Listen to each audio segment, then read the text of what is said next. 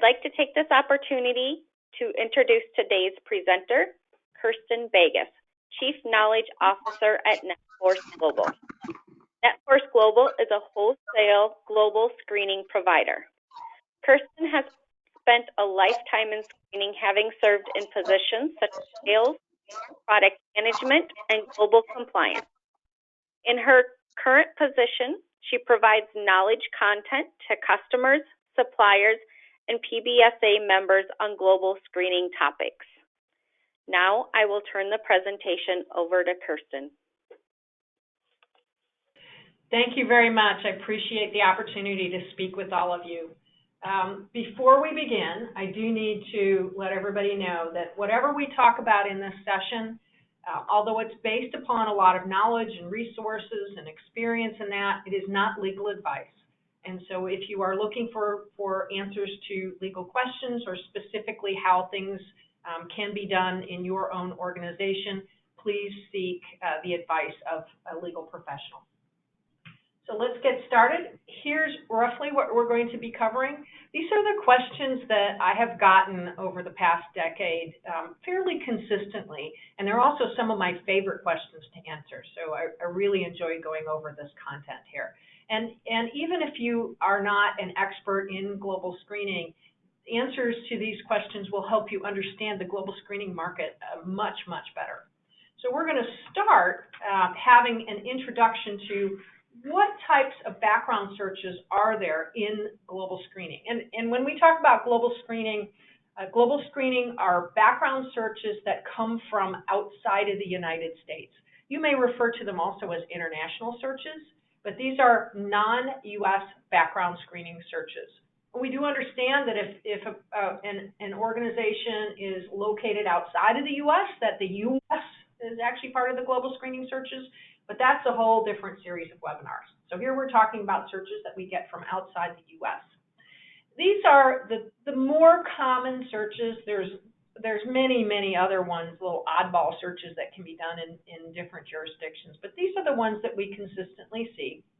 And the ones that are highlighted in red are the most common searches that we see done. So criminal records, reputational media, I'll explain what that is in a little bit, employment education verifications, and the sanction searches. And we're seeing a growing number of customers ordering these ID verifications.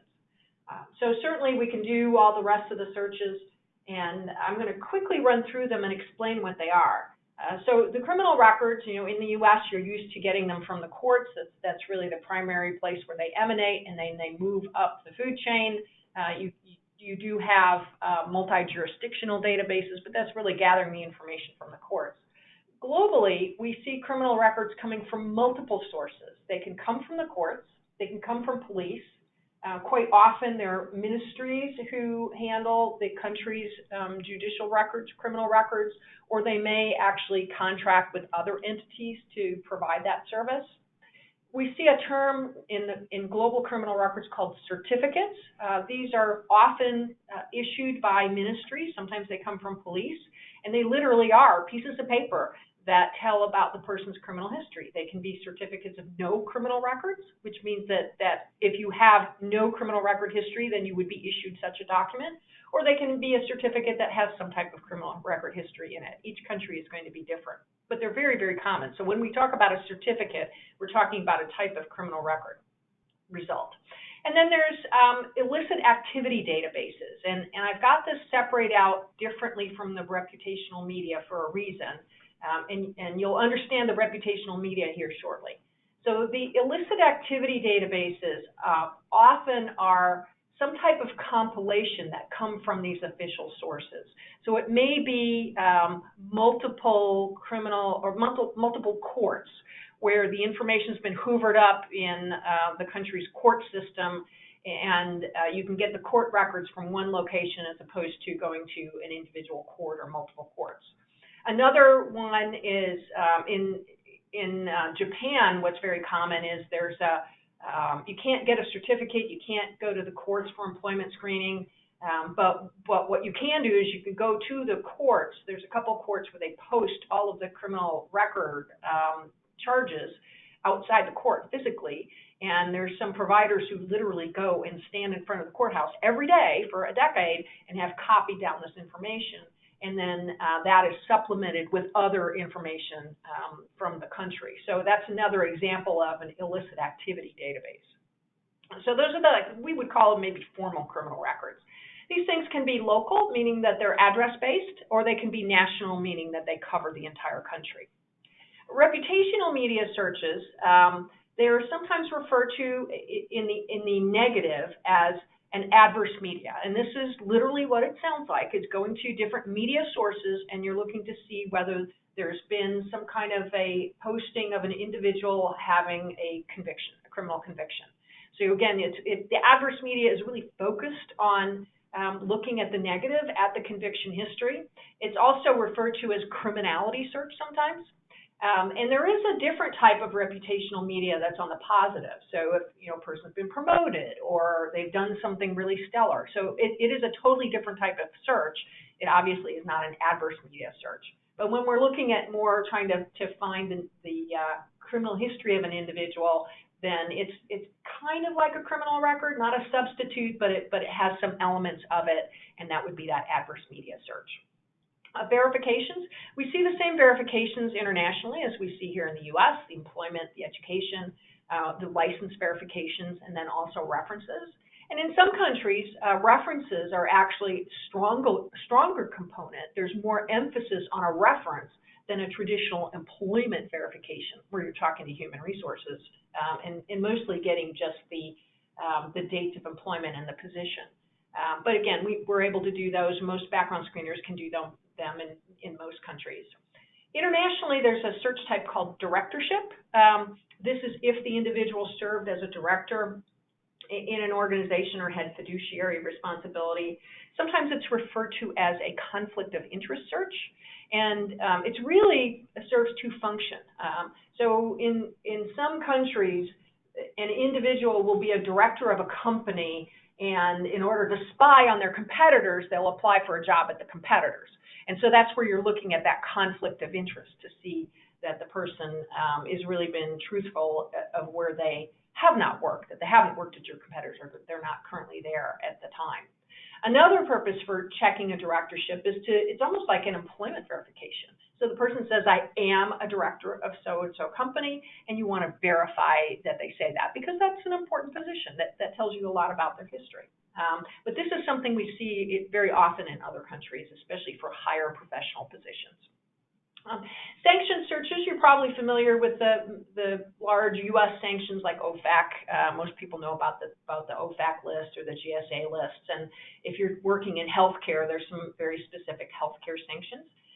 But internationally, there are sanctions lists that comprise of hundreds and hundreds and sometimes thousands of different sources, generally coming from government sources. Oftentimes, there's a lot of information for the financial services industry in these global sanctions lists. They really are quite massive. An ID verification comes in multiple flavors. So at the very, very lowest level is this thing called an MRZ check. MRZ stands for Machine Readable Zone, and it's that barcode that you find on the bottom of your passport. And an MRZ check actually has the information on that data page on your passport. It's coded into that barcode, and an MRZ check decodes it and compares it to the printed text information on that document. So you can have a perfectly good passport that doesn't belong to you, and it would still pass an MRZ check because it's just saying that the barcode is matching what's in the ID part there. There's a growing type of ID verification now that is a document validation, and it's actually taking a look at the integrity of the document. And sometimes it may have what they call liveliness tests, where you take a selfie of the individual at the same time. They have to blink to make sure that it's not just a picture of them, and they match that picture with the picture that's on the document. So that's a different type of an ID verification, and that more closely matches the individual to that document. And then we also see ID verifications that come from various databases. They may come from the ID issuing authority. Or it could be like in the U.S., we have some of the ID stuff you're familiar with, perhaps a social security number verification or social security trace. That's kind of an ID verification. It comes from the credit bureaus, but it tells you about the person's name, date of birth, some address history, some alias names and stuff. So we see that a little bit in other countries as well. Civil records, again, they're non-criminal records, generally between two individuals or companies. Credit reports, we do see them internationally. They are often used for people working in the financial industry. And you'll rarely have a credit report that looks like a U.S. credit report. Occasionally, there's a couple countries out there like that. But more often, you'll see a credit report that's what we call a CCJ, a civil court judgment, where the creditor took the debtor to court to be able to get some of their funds back. And then sometimes it can also have bankruptcy or insolvency information. We may see a negative payment history. Occasionally we can get that, and occasionally we can get the positive payment history as well. So it's going to be a mixture in the various countries of what we have. And again, a couple countries we do see that U.S. style, very rich and very invasive history of the individual's finances, but mostly we'll see some components like we have here. Bankruptcy and insolvency tend to also be broken out as separate searches. Sometimes they're part of credit reports. Sometimes they're listed as a separate item. You may want to check the bankruptcy of an individual, but you don't really need to know about the person's financial history. And so that's why you would want to do just the bankruptcy search. Driving history, we can occasionally get these full driving histories like we have in the U.S., but more often it's going to be a driver's license validation. It's just going to say that the individual has a valid license. So again, each country is going to be different. Sometimes it covers the entire country. Sometimes it's going to be state or province-wide. And then we've got some miscellaneous searches. We're seeing a growing number of requests for this right to work, something, especially if the individual is not a citizen, something to confirm that they have that ability to work in that country. Address checks tend to be just the current address. Occasionally we can get an address history, but it tends to be just that current address. And then we might see something like bribery list. This is something that popped up in China a few years ago. So we'll see a couple of those miscellaneous searches. So these are the searches that are within that global background screening portfolio. So one of the questions that we often hear is, how do those global searches map to the U.S. searches? Because you've got a type of background search that you're doing on your U.S. candidates. There's a reason why you chose those searches. They're there to protect you from some type of risk, or they're there to help you identify something about the individual, their history, whether they're the best suited person for that job. And so how do you know if the person's had history outside of the U.S., how do you know which of those searches to use? And you can't always go by the name of the search. So as you'll see here, the name may be the same, but the results may be different. I explained to you before how you have different types of criminal record searches, how those credit and MVR searches very often are not the same as what we have here in the U.S. So it is important to understand a little bit about what the search covers. And then you can also have searches that are done completely differently and have different ordering requirements. Those are the ones on the right. And then on the bottom, we see searches that we see more commonly done outside of the U.S., but you don't necessarily see them done as often here in the U.S. So for example, if we look at references, in some cultures it may be more common to do a reference check and not that employment verification. Here in the U.S., we tend to gravitate towards that employment verification that's done with the human resources group and not really speaking so much to the quality of that person's time at the employer and their relationships with other people. So that's the first start. The one piece of advice I can say is that as closely as possible, take a look at the type of searches you're doing in the U.S. and find as closely as possible the searches that you would do here internationally. But you do have to understand a little bit about what those job positions are. So for example, you might do a motor vehicle record search in the U.S. because the person's currently driving and there's a risk that you're trying to address there because they're driving on your behalf. So you have a negligent entrustment potential if the person has a bad driving history. It may not be worth it or helpful to do a driving history from 7 years ago in another country, because what you're really looking for is this most recent driving history here. So the MVR is going to be one of the areas where we don't see a whole lot of MVRs done on U.S. residents. Those are usually done if people are driving and there's some type of a risk in the other country and they're located in the other country. The credit report, too, again, we tend to see those credit reports done more for the current country. We don't tend to see credit reports done in the person's long history unless they don't have much of a history here in the U.S. So you've got a recent immigrant here who's been here for 6 months or a year, and you really want to have a better view because their ability to handle money and that financial history is important to that job, then it might make more sense to also perhaps take the last country's credit report, credit history. Criminal records, on the other hand, those do really help you if you want to understand a person's history. And if you do a 7-year criminal record search here in the U.S., you're probably going to want to do a 7-year criminal record search that also includes those international searches as well to get that full history of the individual. If you only do that U.S. history and they've only been here for a year, there's 6 years you don't know anything about that potentially cause risk to you. Same thing with employment and education verifications. If it's important for you to do 5 or 7 years worth of employment history, it's going to be important to do that employment history if it's located outside another country. And also, if it's important to do a U.S. education verification, there's a reason why you're doing that. You want to confirm that they actually went to that school and got that degree. You're going to want to do the same thing internationally. Now, you'll notice here I did call out on the right-hand side. Another common question that I get is, why do we always ask for a copy of a diploma when we do these education verifications? Not always, but it's a very common request. And a lot of times employers will say, it doesn't make sense. I'm asking you to do that education verification. Why do I have to do it for you and give you the proof and then you're going to charge me for it? I mean, it sounds like why am I asking for that? So there's a couple reasons why we ask for that diploma. Number one, because mom said so.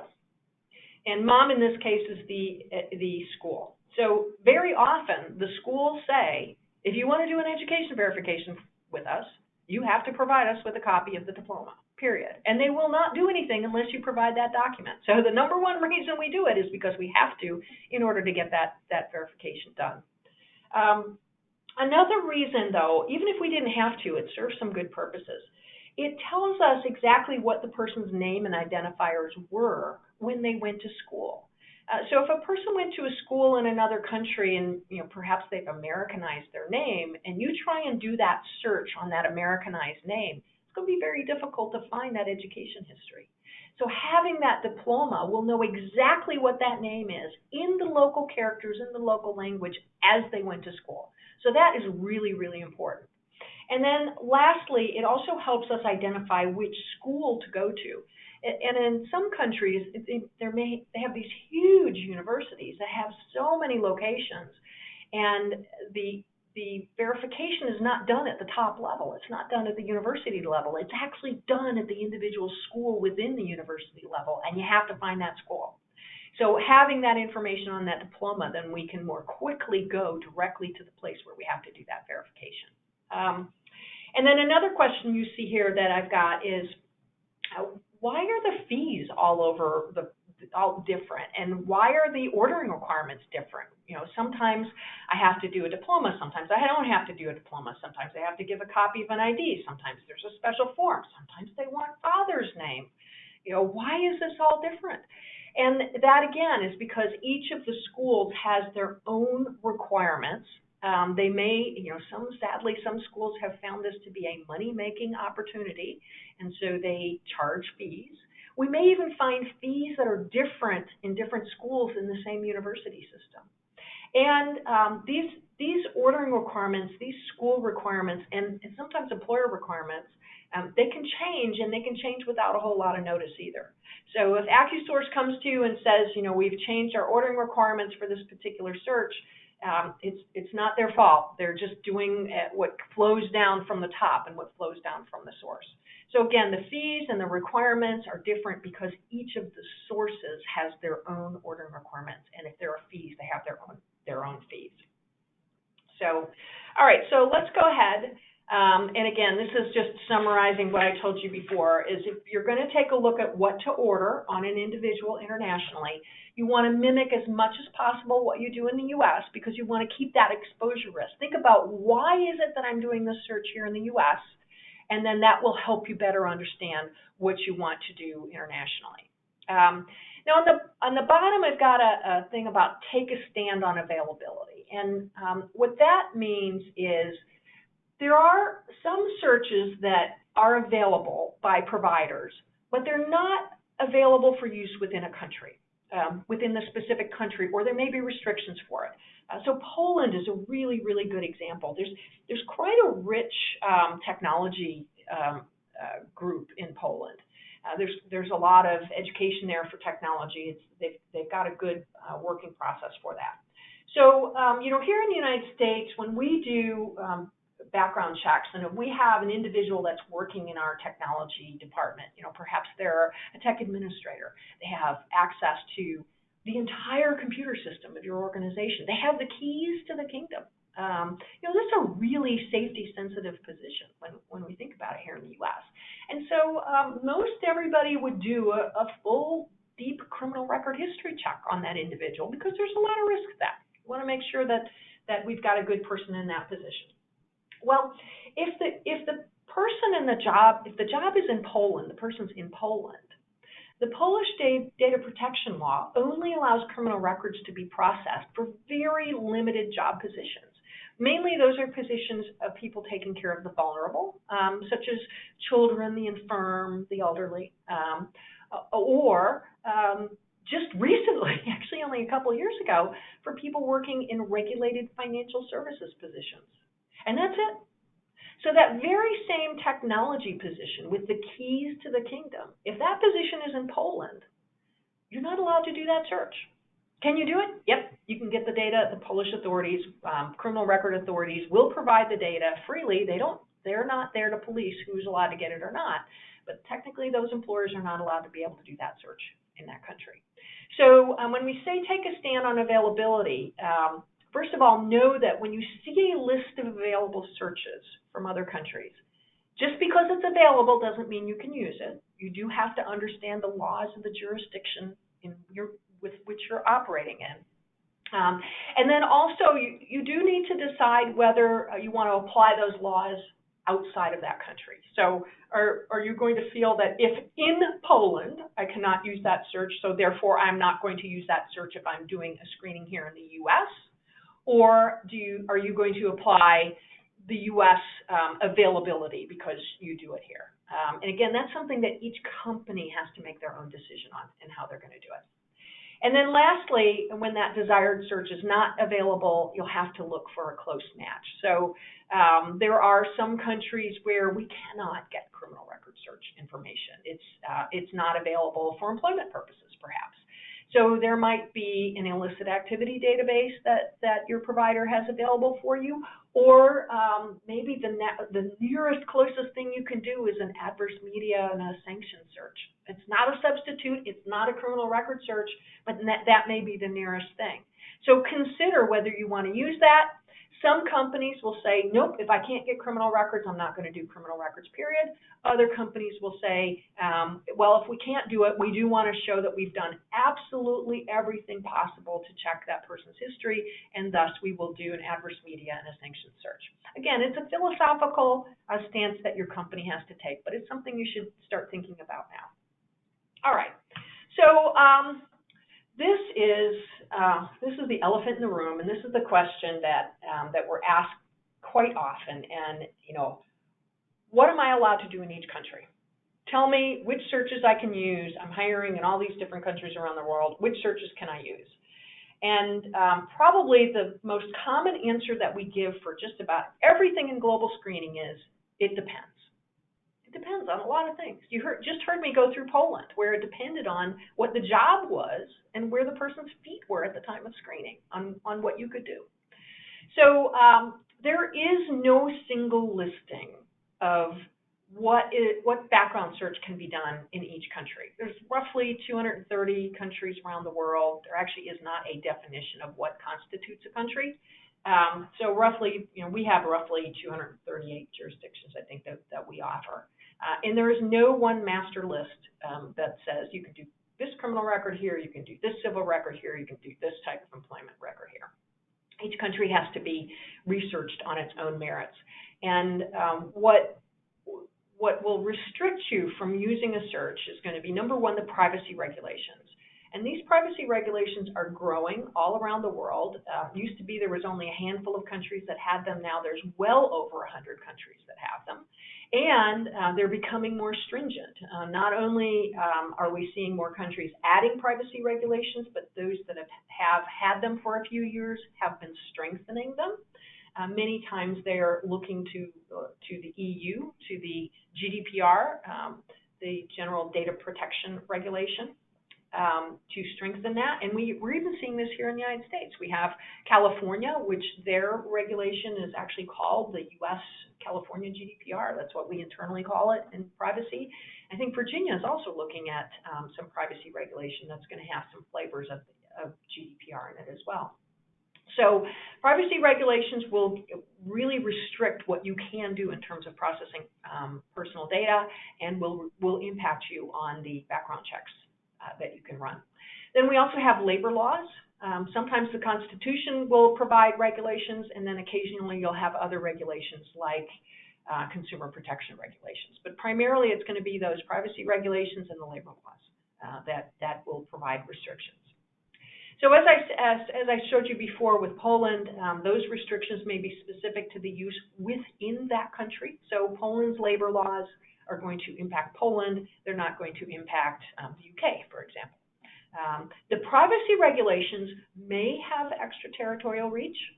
We're seeing this more and more in other countries. So Brazil looks like it has a very broad territorial reach that even if you're here in the United States and you're screening with data that came from Brazil, it may actually be impacted by the privacy regulation there. Sometimes the source restricts access. So the source may say that, in Australia, it's a good example. There are two different places you can get the National Criminal Record searches from. One of the sources indicates that the end user has to be in Australia.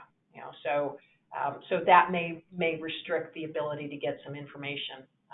And at the end of the day, what you can do in each country, especially if you are screening people who are located in that country, is probably going to require that you get legal advice. So it's not going to be the answer you wanted to hear. I know most people want to have a cookbook that has everything in it, but this is the way that it really is out there. Okay. So kind of on the same topic is, why do we see availability that's different between different background screening providers? Why does one person say, these are the searches where criminal records are legal, and another background screening provider says, oh, you can't do criminal record searches in that country? And you'll find there's some searches that just about everybody offers, and then there's some searches where there's some contest about whether they're offered or not. And there's a lot of really good reasons for it. It's not that former background screener is providing something that's illegal. It could be the way that they view the searches or how they've come to that decision. So as I said before, there's no one source that we can all go to that says, yep, we can go ahead and we can do this search, or we can pull this search and bring it to another country for this purpose. Just doesn't exist. So that means that we may rely on outside counsel to do that. We have our own training. We rely on our suppliers that are in country and what's standard use in that particular country. And we cobble all that together and make a decision of, yes, we're going to offer this search. Now, that ability to offer is going to be contextual. And especially it's going to be contextual on where the parties are. So if the employer is in a particular country, then they're going to be bound by that data protection law and probably that labor law. And then if the candidate is also in that same country, then there's a really, really strong tie that country's employment and labor laws and data protection laws are going to be come into play.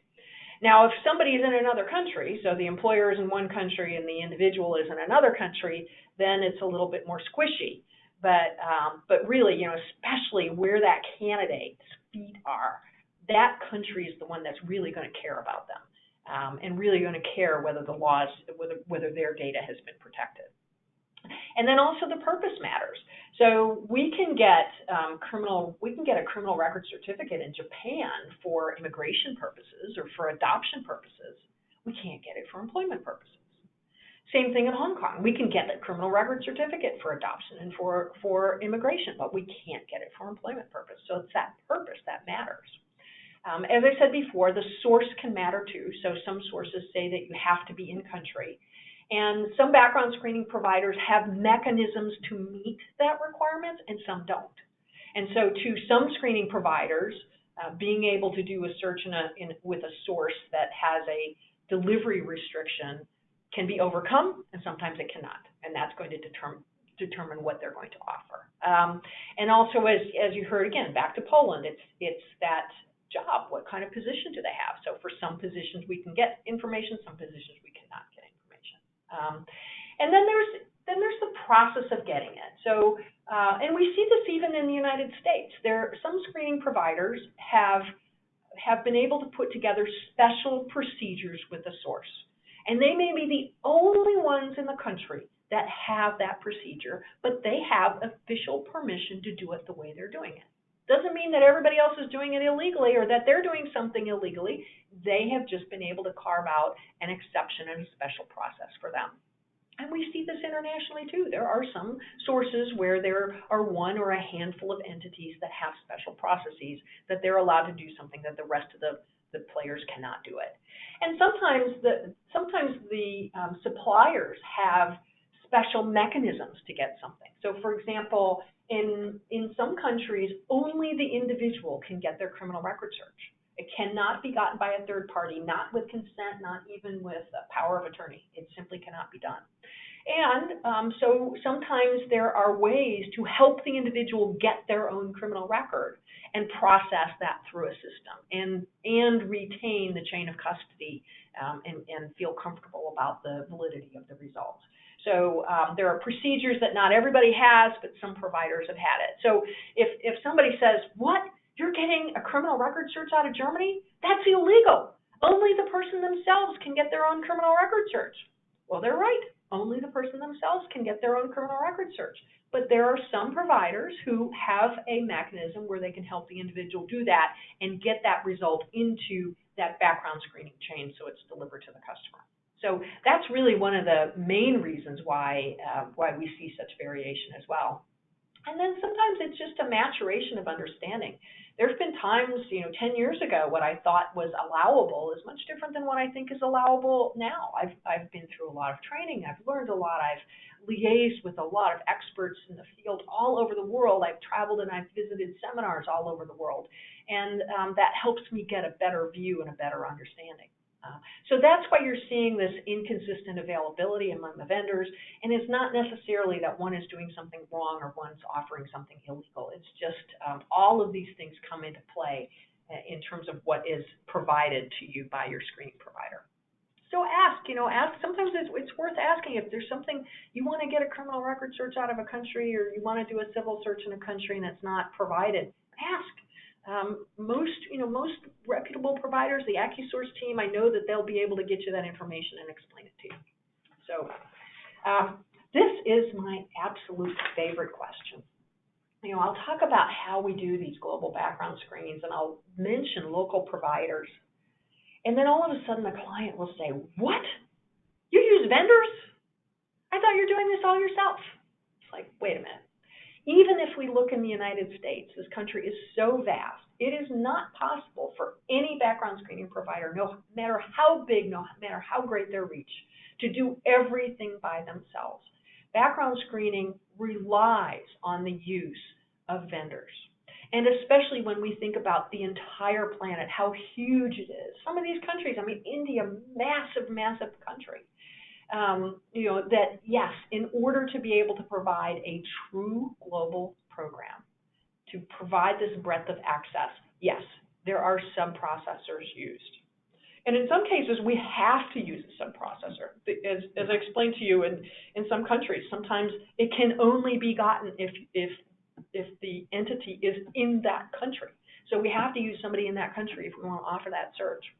But we also use providers, subcontractors, when there's something that's really specific about the culture. So, for example, with verifications, if we did verifications only here from the United States and tried to do them throughout the entire world, well, there's employees that are going to have to get up at 2 o'clock in the morning and make those phone calls. And they're going to have to know the culture in those countries and very often speak the language, and speak the language without an American accent in order to be able to get a timely and a good response. So having a local provider, it gives you the understanding of how things are best done in that country. And as I referenced before, we use these local providers not only to help get us the information, but also to help guide us into what's the best process in that country. So yes, the entire background screening community, we do rely on providers all over the world to go ahead and do this. And just as in the U.S., when we use sub-processors here in the U.S., you have to have a good vendor management process. We can't just look up somebody in the phone book and say, yep, you're it, and I'm going to send you some personal information. There are contracts. Sometimes there's country-specific contractual requirements. There's audits that have to be done. There's site inspections and that. So we do have to, what you really want to know, just as in the United States, you want to make sure that there's a good vendor management process available. Okay. And then you may have seen some of this in the news lately. And, is there a problem with sending information to the U.S.? Is there, hearing all the stuff about the EU, maybe hearing stuff in other countries, so are we going to have trouble getting data into the U.S. from another country? And the simple answer is yes. There are issues with transferring data to the U.S. There's also issues with transferring data out of the U.S. There's some requirements that we have as well when we send the information out of our country. But the main area, and really the leader in this, is the EU, the European Union. And I think it was 1995, 1994, 1996, I should know this, was when the EU Data Protection Regulation came into force. And that is where we very first saw that there were restrictions on where data could be sent outside of a country. So in the EU Data Protection Regulation, the original one, information could only be sent to a country if that country was deemed to have an adequate level of data protection according to the EU authorities. And we call this, in shorthand, we call this adequacy, or if the country is considered adequate. And when we say adequate in this context, it's adequate for data protection. So there was a really, really small list of countries that are adequate for data protection. The United States was not on that list. So the U.S. Department of Commerce was able to navigate and negotiate an agreement that allowed companies to voluntarily audit themselves and agree to a series of rules that made the company adequate with the EU data protection requirements. That was called the Safe Harbor Program for the EU-US Safe Harbor Program. And again, that was specific to data protection. That fell a few years ago. It's a long story, fascinating story too. And then after a year, there was an enhancement to that program. It was called Privacy Shield. Again, an individual organization, certain rules around it on who could participate in this, but they would do self-certification, and then that organization would be adequate for data transfer from the EU to the US. Privacy Shield was declared invalid last July. There are negotiations for a new program, an updated program, but there's no timeline whatsoever. All we know is that people are saying it's really important, we got to get it done, but it's probably going to be a while before anything happens with the Privacy Shield. So that leaves us really with, you can transfer data under consent. The individuals consented that their data gets sent outside of the EU, but there are problems. The EU authorities look down on the use of consent when there is no genuine choice. So if that candidate doesn't have a choice of having their data transferred, then that consent would be deemed invalid. So consent may not work for you. It might not. And then there's another mechanism. It's called standard contractual clauses. And these are literally, pre-written contracts. They're very long. You cannot change anything in there. You can add a few things to it. You can make it more stringent, but you can't just cross out lines out of it. And that is another mechanism to be able to transfer data into the U.S., into other countries. However, there also was a ruling last July. It's referred to as the Schrems II ruling, based on the gentleman who initiated the review, Max Schrems. Look it up. It's, again, fascinating story. And that requires additional assessments to be able to send the data to other countries, including the EU, mainly looking at what type of government access can be had on this personal data. So standard clauses are being in use right now. It's probably the most common way data is leaving the EU to come to the U.S., but there are issues with it. There are additional assessments required as a result of this Schrems II ruling. And there's also some issues with the versions. There's, from one background screener to another, we can't use it. It's a little bit more difficult to use because they don't have a version that actually covers that type of processing. So it could go from an employer to your provider here in the U.S. That would be what we would call a controller to controller version, or a controller to a processor version if your provider is considered a processor. Depends, and that is another whole long assessment. But it's hard for us to use it for background screens just in its current form. Sometimes we have to wrap other things around it to make it work.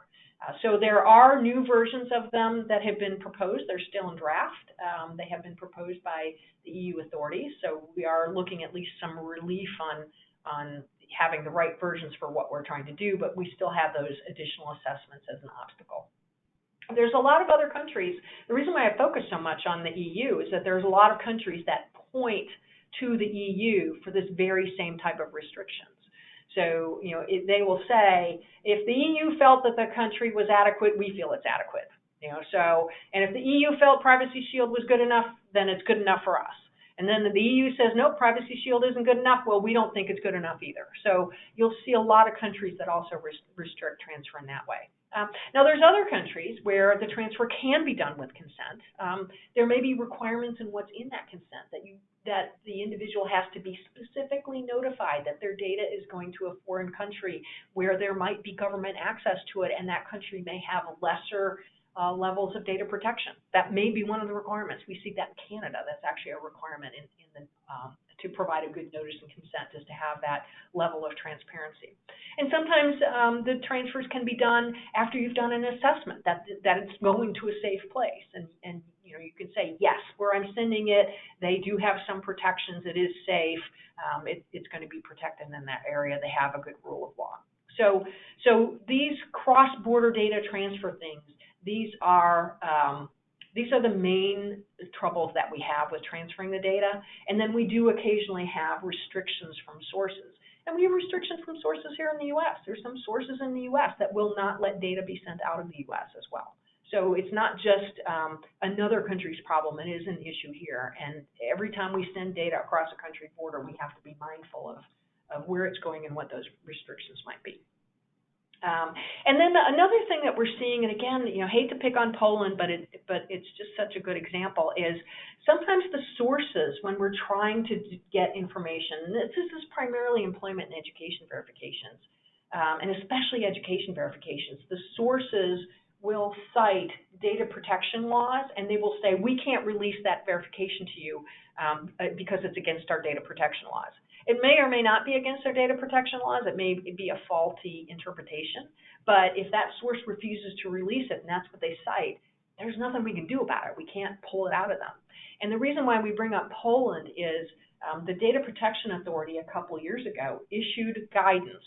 So it's it's not the rule of law, but it is still guidance from a regulatory agency that said that an employer may not contact a school to confirm education verification, that they need to take that person's word for it.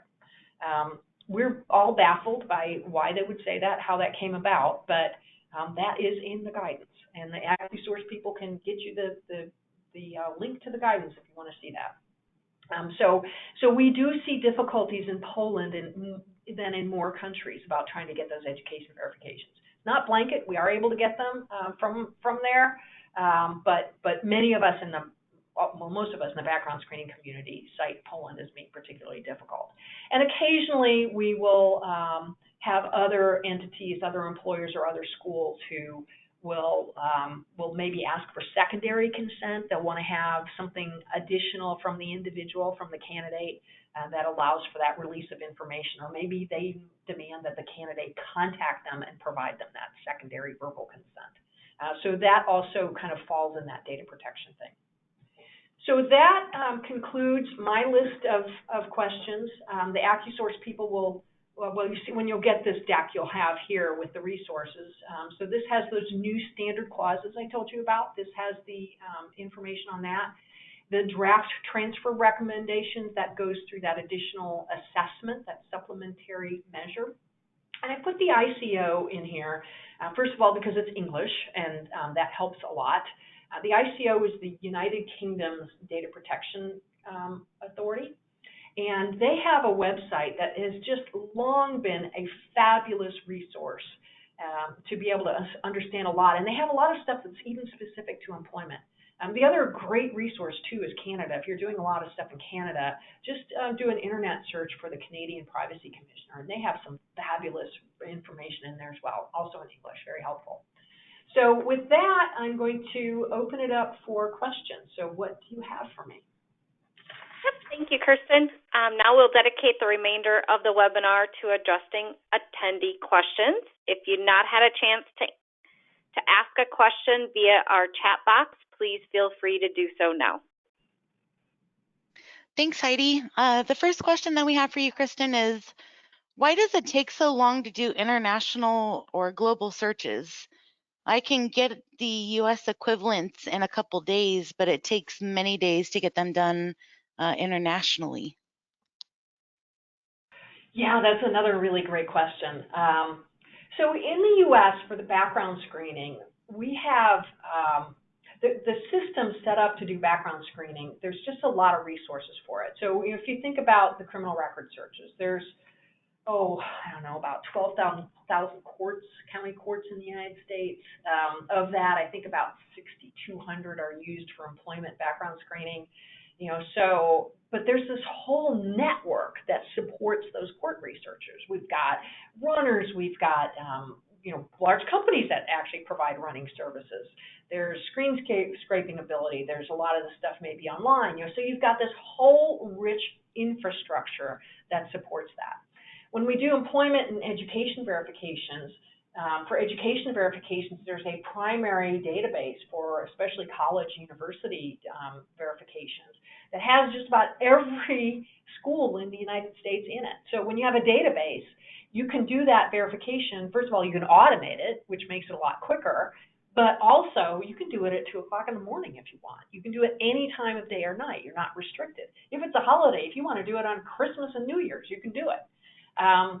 So that is one of the reasons why the U.S., the background screening in the U.S. is done so quickly and pretty inexpensively too, because we have an infrastructure to support it, and it's a very mature program. Internationally, it has gotten a lot better. When I first started in international, I think average turnaround time was probably around a month. And I mean, just even the most simplest checks was, over $100. Now we're seeing average turnaround times. They're getting down, you can see them 4 or 5 days. Yes, sometimes they go for weeks. And the pricing is much, much less. But we don't have that infrastructure. There are very few verifications databases around the world, very few. And the ones that exist do not have that much coverage. So we can't rely on these databases to do the employment and education verifications. We have to go to the source.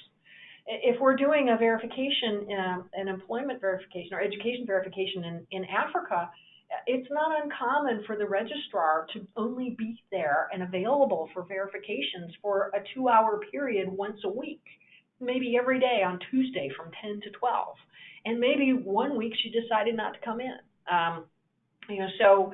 So that really restricts how quickly something can be done, and also greatly impacts the cost as well, because you have to physically, a lot of times you have to physically send somebody there to go do that verification.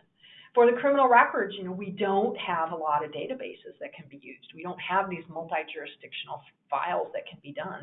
It means going to the issuing authority, means going to the courthouse. Sometimes, often it is a human being going to the courthouse still to be able to do that.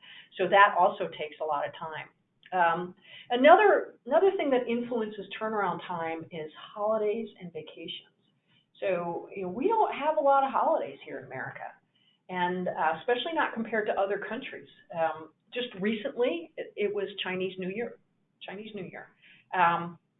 Most companies took off a week. It was not uncommon. There's a holiday in Japan, Golden Week. It's a week. Everything's closed. And then, if you want to immigrate to a country that is a fun-loving country that has a lot of holidays, go to Australia. It seems like every other week they have another holiday there. In some cultures, the whole country seems to empty out for vacation. We often joke that Italy, everybody is on vacation in August. So pretty much Southern Europe, we tend to see slowdowns for anything that comes from a business or a government entity in Southern Europe in August, because that's vacation season. So those are also some of the reasons why it takes a lot longer. And sometimes it's just the process. So especially in developing countries, the criminal record may mean that somebody has to physically go rifle through masses and masses of papers in boxes in the back room to go find a piece of paper that has something. So that can also take quite a bit of time and obviously requires physical presence. Do you think that answered that question? I did. Thank you so much for that detail. The next question that we had was, I know that you briefly touched on that about expense. They said, why are global searches so much more expensive than searches in the U.S.? Yeah, and primarily it's the market. So again, the global screening and the screening in other countries has matured greatly in many, many markets. But the United States is long and away has the most mature market of this. So as the most mature market, we have been able to automate a lot of things, and also we're used to having certain procedures. A good example of this, I'm having some discussions with some folks. In other countries, the privacy regulations, they have a concept called a subject access request. It's also called a DSAR, a data subject access request. And it's basically that the individual has a right to know what information an organization holds on them. And so my colleagues in other countries, it's like, oh, we're trying to figure out how we do these DSARs and put the procedures together and how we do that. And, I'm researching that. And it's like, just look at America. We've been doing these DSARs for years and years and years. Our FCRA, our primary regulation that covers background screening, has long required that. The FACT Act has required us to provide access to individuals and what information we hold on them. So we've got really great procedures in place. We've got SOPs in place when they, especially if it's a large organization, nobody has to ponder where does it go and who handles it. It goes to the Consumer Disclosure Department. They look up the procedure for verifying the identity. They already have the pre-written letter that goes out to the individual that provides them with the information, and it's done. Now that very, very same thing done in another country is rare, and they don't know how to do it, and so it just costs them more to do, just to take care of something that is so simple to us here in America. So that's one of the things. Another, as I had explained before, it's often very, very manually done in other countries, and so even though bodies can be inexpensive in other countries, you still have to pay for the body. So that can be a big thing too. And the lack of databases, the fact that we don't have databases here really does, and we don't have that level of automation in other countries, and we may never get it because of the privacy regulations. That's what makes it more expensive too. And then, Fantastic. just lastly, yeah, one more thing too, if you think about it, and kind of going back to one of the other questions about what about that cookbook and how do you know what you can offer and what areas, certainly knowing what you can do in the United States and our regulations are really complex, but we've got a lot of attorneys and there's a lot of resources out to be able to figure that out. If we have to figure out what we can do in Brunei, that is hours and hours of research. So that also is a cost that the background screening community has to bear because we don't have that readily access to information and decisions on what can and can't be done. So.